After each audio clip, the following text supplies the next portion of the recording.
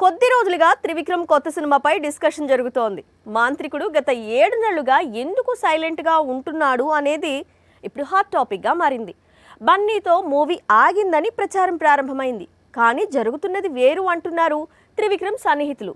గురూజీ ఈసారి pan India మార్కెట్ను target చేసినట్లుగా చెప్తున్నారు.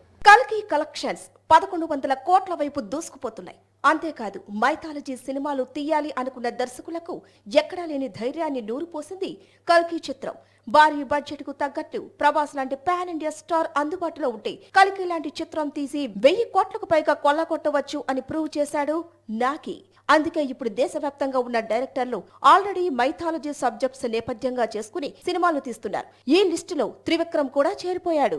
మైథాలజీపై అద్భుతమైన పట్టున్న దర్శకుడు త్రివిక్రమ్. అందుకే తన కెరీర్ లో ఒక డ్రీమ్ ప్రాజెక్టు సెట్ చేసుకున్నాడు. 100 కోట్ల బడ్జెట్ తో మైథాలజీ సబ్జెక్ట్ ను రాసుకున్నాడు. గతంలో ఇదే కథను ఎన్టీఆర్ కోసం ప్లాన్ చేశాడు. కానీ ఇప్పుడు ఈ స్టోరీని అల్లు అర్జున్ తో ప్లాన్ చేస్తున్నాడట. ఈ సినిమా కంప్లీట్ కావడానికి 2 ఏళ్ల సమయం పడుతుందట.